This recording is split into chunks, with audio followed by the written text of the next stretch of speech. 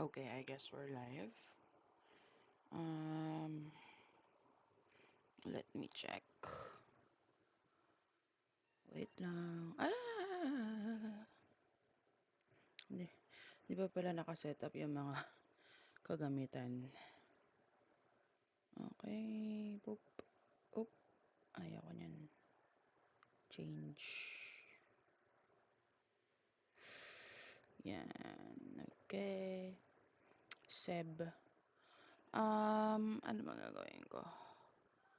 Ah, check ko sa Twitch kung live nga ako.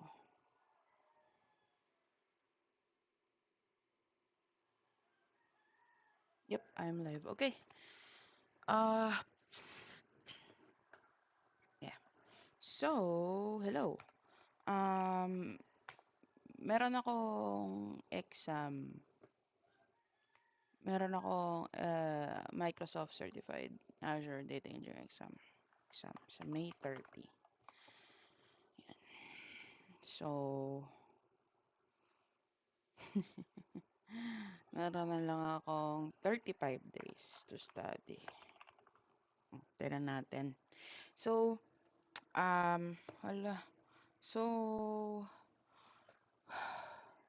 the way that I will study, yun naisip ko ang paraan sa pag-study for this is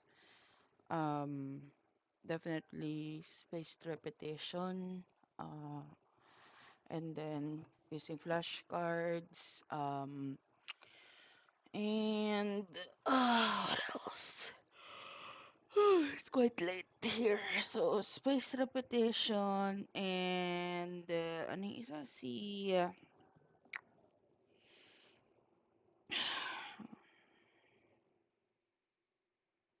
Yeah, I forgot his name, but it's a way of explaining it. So, yung isa setup ko pala walang music behind this. So, okay. Just for another session na lang yan. Pero, so, May 30, 35 days of study. So, the way I wanted to study or I plan to study is itong mga, in this module, you learn how to test itong mga learning objectives dito. That one, all the way to dito. All the way to this, which is quite a lot. Ayan na. Hanggang sa dulo, itong you learn how to. That's about 87 topics that I need to study. So, 87 divided by 35 days. Hmm, 3 topics per day. Um, yep, 3 topics or pwede rin ilan ba to? Ilan? Ay, shish. Continue to course. Ilan ba to? 1, 2, 3, 4, 5, 6, 7, 8, 9, 10, 11, 12, 13, 14. Please don't be 35. 14, 15, 16, 17, 18, 19, 20, 21, 22, 23, 24. Okay, that's nice. So, meron 24 modules. Um,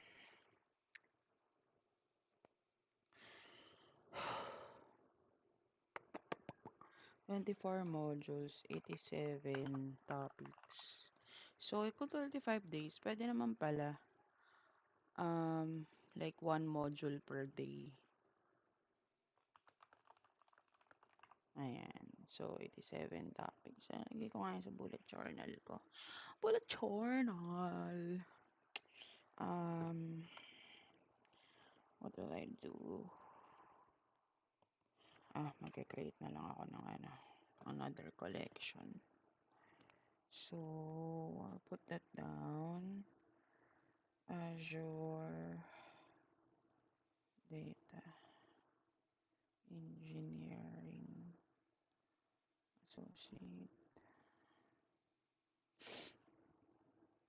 collection. Ayan. Gusto nyo ba ng bullet journal cam? O kung gusto nyo, just let me know. Um, okay. So, ano ba nakalagay? Exam date, May 30, 35 days from 425. Um, okay, 24 modules, 87 topics. One module per day with review session of of existing flashcards.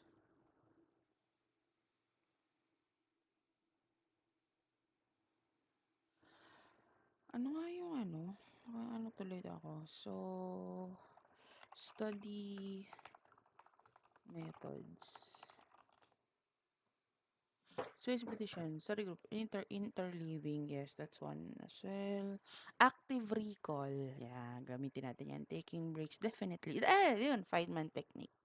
So, yan, try natin yan, mga yan. Actually, di ako marunong mag-aaral. Ako yung tipong estudyante nung college na puro stock knowledge. Kaya 6 years ako nag-college. 6, 7, ano ba? Teka, 2029 ako graduate ng high school. 2029, 2009 ako graduate ng college. Ng high school. 2016 ako graduate ng college. So, 7 years akong nag-college. Nakatapos naman ako. Ayan. So, ngayon pa lang talaga ako mag-explore ng study techniques. Ayun. So, let's try it. Okay. So, lagay ko rin pala flashcards. Spaced repetition. Feynman technique.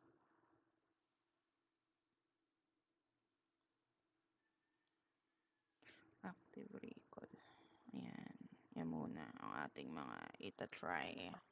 Okay. So, ayun na nga, may 87. So, pag-aaralan natin yan ngayon lahat sa stream. So, for today's video, so meron tayong 425. Ano ba? Una, ito tayo. So, ang goal for today is, so, go through, I think kailangan ko nga ng bullet journal cam.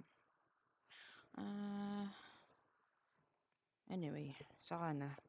Go through module 1. Yan. Since wala pa namang actually, since wala pang flashcards na i-review, mag-ano na lang din tayo. Ano yun? Take practice exam. Yan. Actually, alam ko mayroon ditong parang video kineme. Parang sa self-directed. Parang meron silang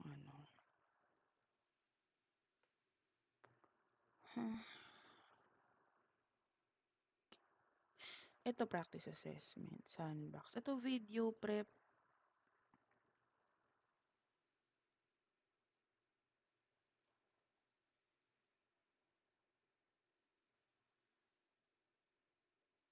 Alam mo, ang gripe ko dito, is, di ba nakalagay dyan, no? Exam readiness zone. Tapos ito, prepare for dito na design and implement data storage. Tapos develop and data process, secure monitor. Ang gripe ko dito, ito yung old format eh. Ni DP200 bago nila, DP203 bago nila i-update. So, hindi pa siya updated with all of this core syllabus.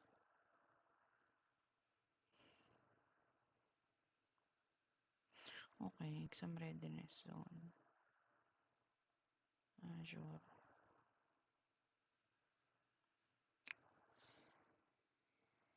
Tingnan natin anong resources available sa atin. Medyo ano, no? Medyo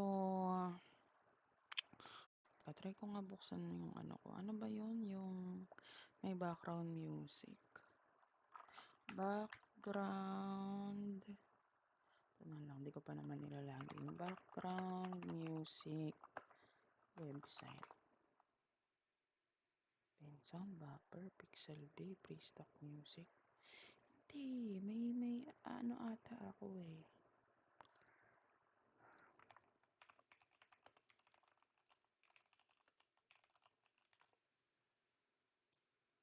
Forgetty. Epidemic sound. Ayan, try natin si epidemic sound. Epidemic. Ano bang ano ko dito? Sounds. Ano bang aking... Teka lang ha. Login. Nasa kabilang screenshot. Pwede ko papakita sa inyo. Login. Ano ko dito? Uy, wag dyan.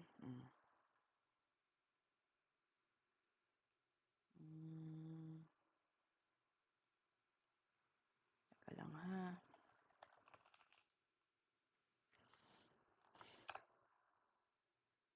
Currently. Teka.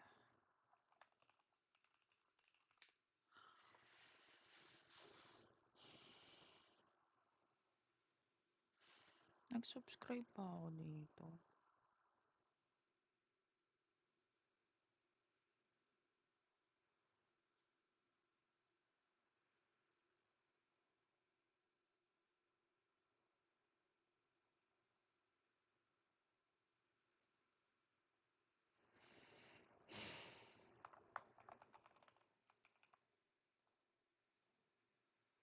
Eh.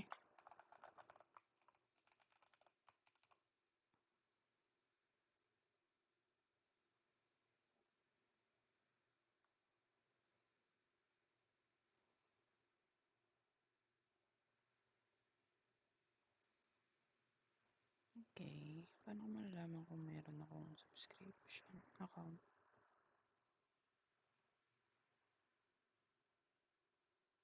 Expired. Land commercial.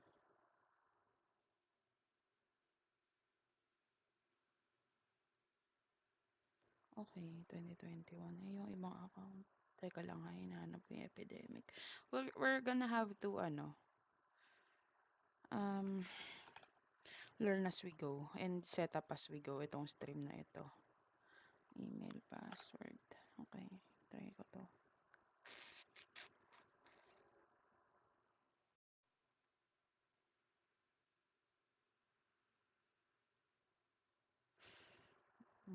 Expired na din.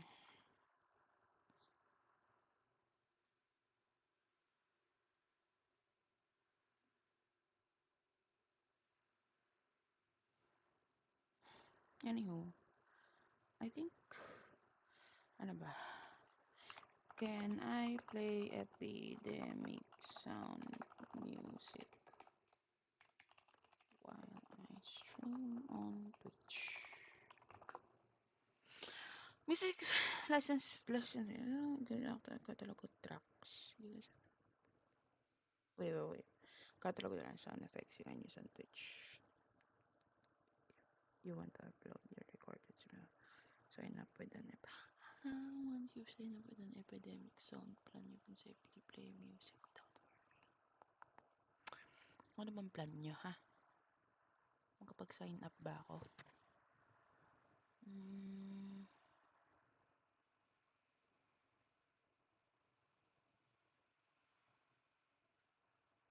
Not you.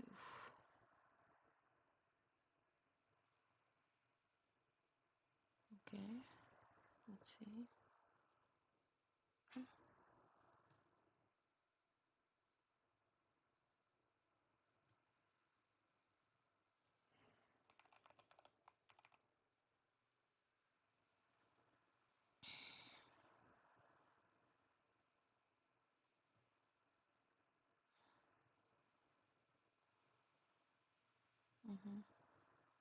Reactivate. Shit. 18 USD na. Personal plan. Google Play.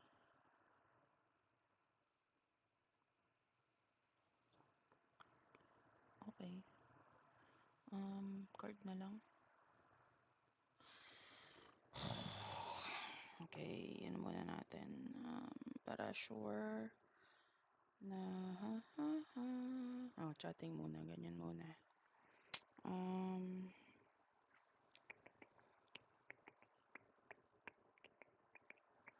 Ayan, i-mute ko muna sarili ko, baka ma-disclose ko yung card number ko.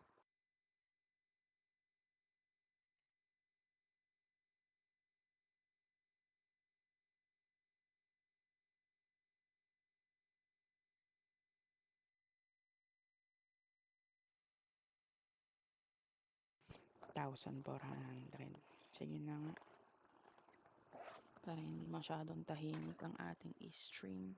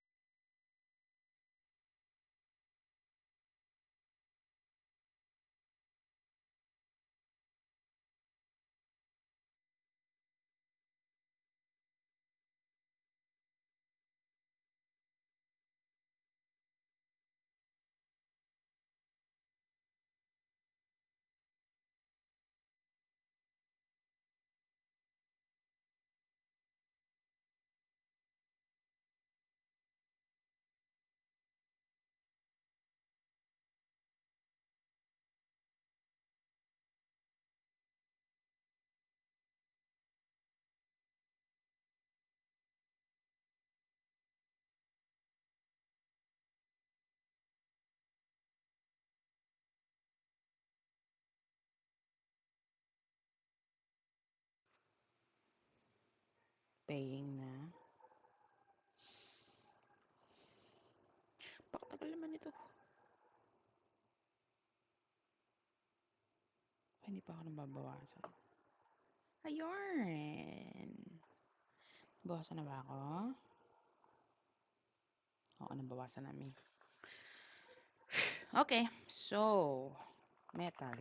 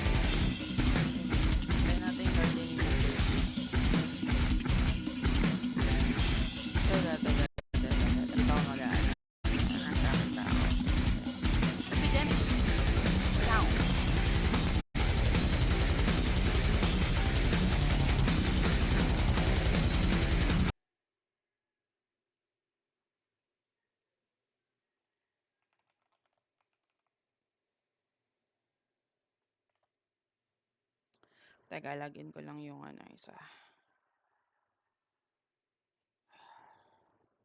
Login.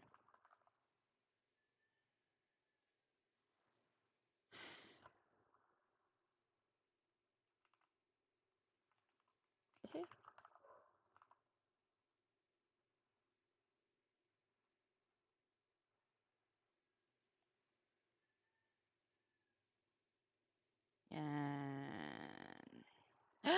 No, no, no, no, no.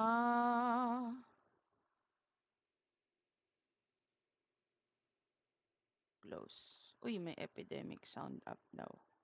Ayan na, meron tayong subscription. Okay. Okay. Sige. Anong wilderness experience? Okay.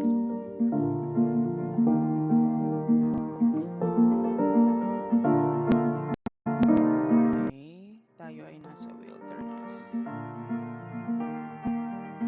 Okay. Okay, balik na sa Ayan. Taray, pero ka ng star.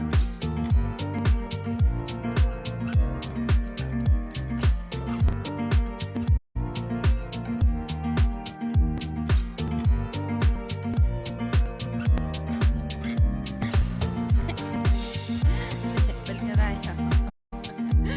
Yan, game. So, ayun na nga, I can play it dahil meron akong pero, teka lang.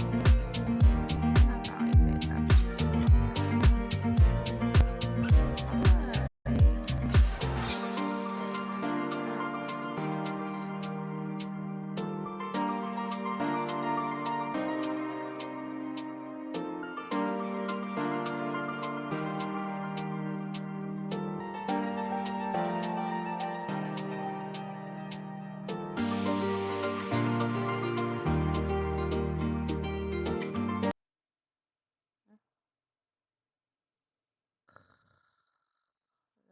Twitchy. Teka lang, ayusin ko lang. Ilalagay ko sa safe channel yung channel ko. Twitchy.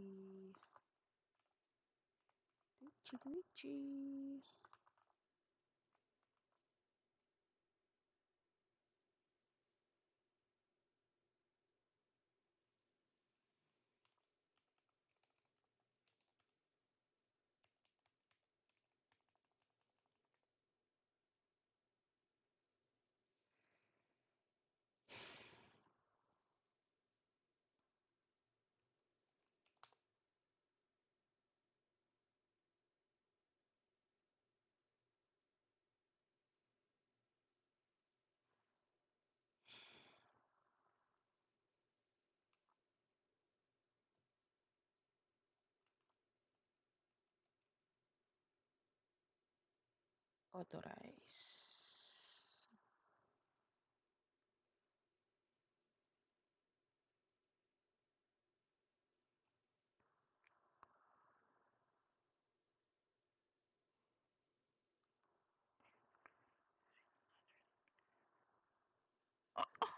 With subscription.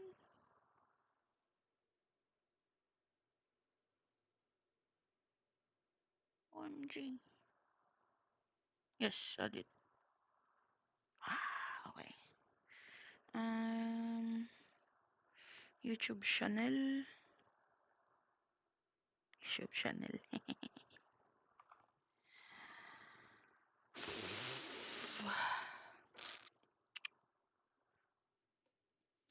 YouTube channel. Join in.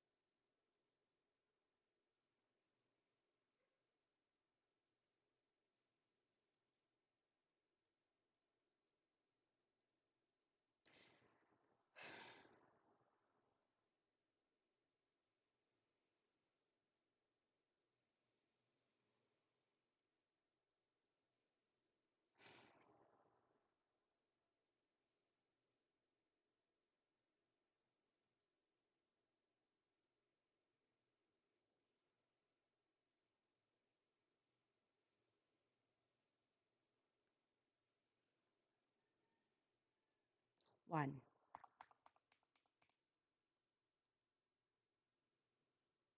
Yes. Publish.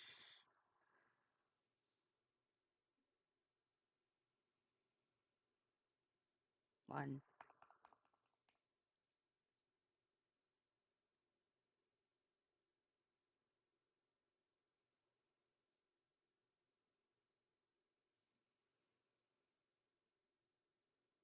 Go to Chanel.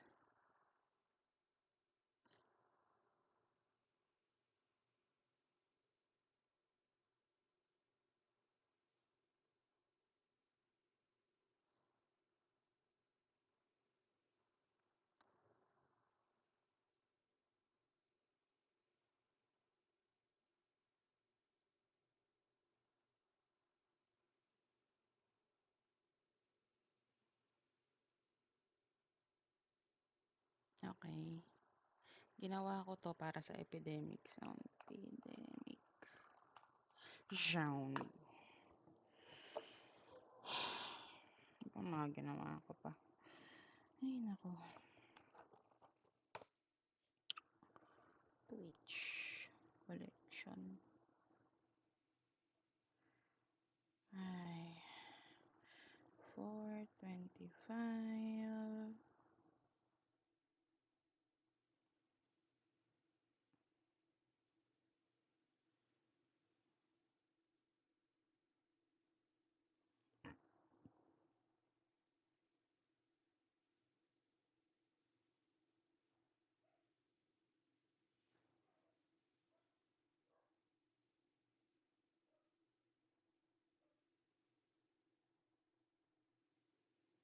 Okay. So account save list YouTube channel.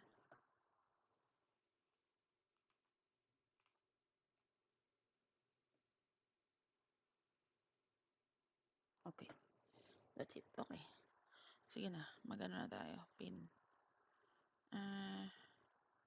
Unpin. Discover. Balik na natin dito. Tsaka na ulit. Okay. Ayan na. Ano ba? Sige. Earth Day. Now trending. Featured playlist. Epidemic essentials. That's not worded correctly. That's not a good wording. Epidemic essentials. Stuff picks. Sa ano nga tayo? Wilderness experience. Yan. Yan. Okay na yan. Sige, go. Going back. So, nandito nga tayo, di ba? Nag-aaral nga tayo. Okay. Sige. So, going back sa aking educated collection, go through module 1, which is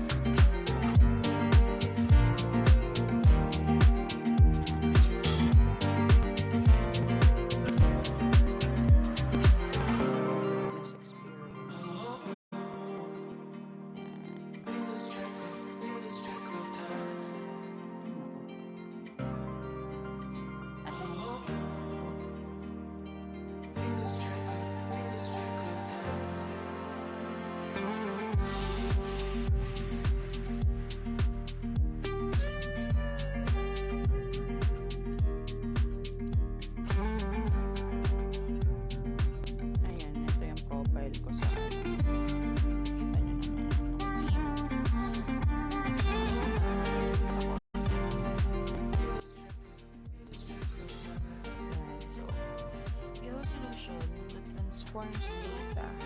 You have a solution that transforms data in an ETL process. Solution includes column name full address that contains address data and following formats: street address, city, state, postal code. You need to review the street address. You need to retrieve the street address.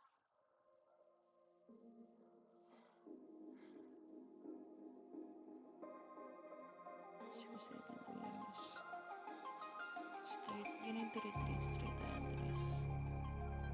So full address or index address. What is this? Negative one. Show string full address.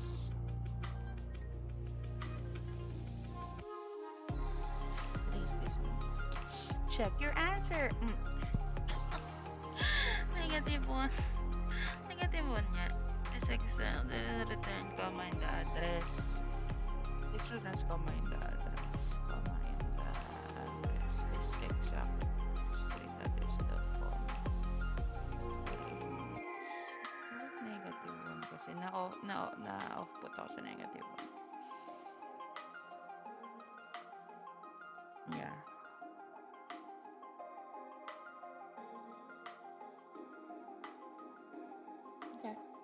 Okay. You create a data flow activity in Azure Data Factory pipeline. You need to execute a select task and write the output to multiple columns across. Hashtag of the server condition split and pivot new branch. You need to execute a select task, okay, and write the output into multiple columns across multiple scenes. Conditional split, because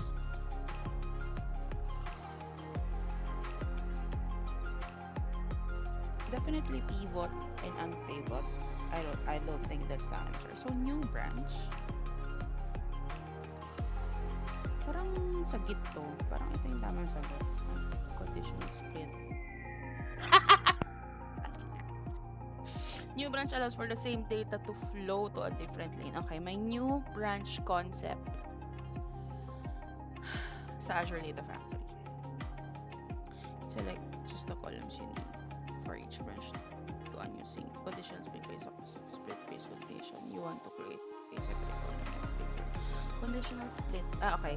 Conditional split creates split based condition. Okay, you want to create a separate short column that filters some rows. Unpivot creates new rows based on yung mga niya.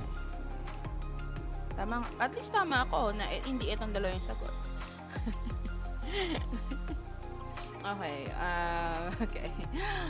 At least meron ako deduction skills. You have Azure Data Factory that uses Apache Spark to transform data. You need to run the pipeline. Which PowerShell CMD did?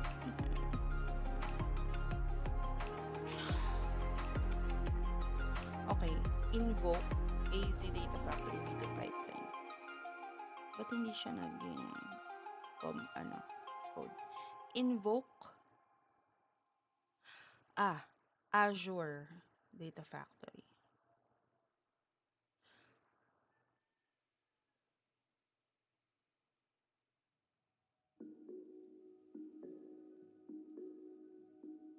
Pero start. You need to run the pipeline. I think it's this. Kasi CM PowerShell eh. Ang PowerShell ay mahilig sa AZ. Sabihin ko hindi itong dalawa kasi feeling ko walang start. Siguro parang hindi start yung ginagamit. Parang invoke.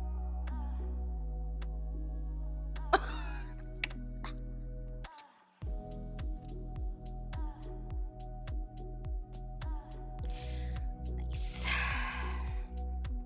Okay. May 1 score na tayo. Okay, practice exam. Score, practice exam. Ayan, may 1 na tayo. Okay, next. You have an Azure Data Lake storage account name, store, TFS Core Windows.net, and an Apache Spark notebook named Notebook 1. You plan to use notebook 1 to load and transform data into. Okay. You need to configure the connection string for notebook 1. Ito yun eh, ABFS. Hindi ito. Ito. I think so. Kasi, wait lang. Walang bilanggit sa container. You have Azure Data Storage account named Azure Data Lake. Spark. Okay, container name. Okay, si product CSV. Pareho lang siya. Pinagkaiba yung sa harapan. Hindi ito definitely. Hindi ito kulang to. Hindi ito. Ito. I think. Based sa pagkakaalala ko nung nagde-data breaks ako. Alright, 2. Okay, ABFS.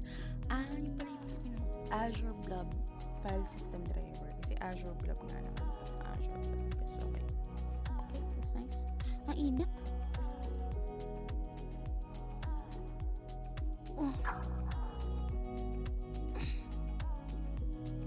Sorry, Jail. Excuse me, Jail. Higa ka na lang doon, anak. Okay. Siyempre, rinig nyo na yung Ifan.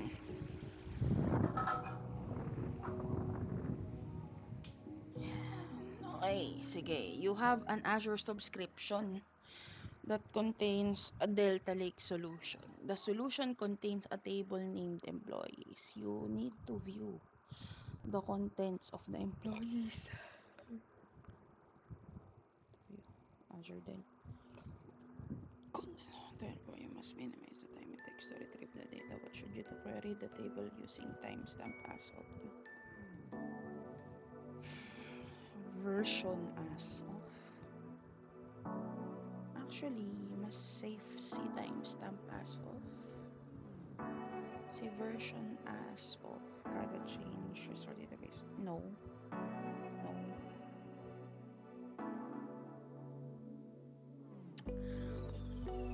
Querying a table using timestamp is the correct way to view historic data in Delta Lake pipeline. Yep.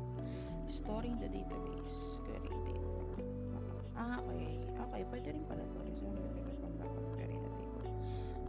It takes time. Restoring the table from a backup. And querying the table. Backup sa Delta Lake. Querying the table is incorrect. But this is the sales version you are interested in, which takes more time. Okay. Another win. Okay. Next. Oh my gosh. Ako, number 6 pa lang tinapok na ako. If you design an Azure Data Factory data flow activity to move large amounts of data. Wala, tulog na ako. 3 na. Bukas na natin ito i-continue. After 9 hours. Hindi ko na muna to isasara. Para ito pa rin, number 6. Yung babalikan natin bukas. Okay. See you tomorrow. Bye.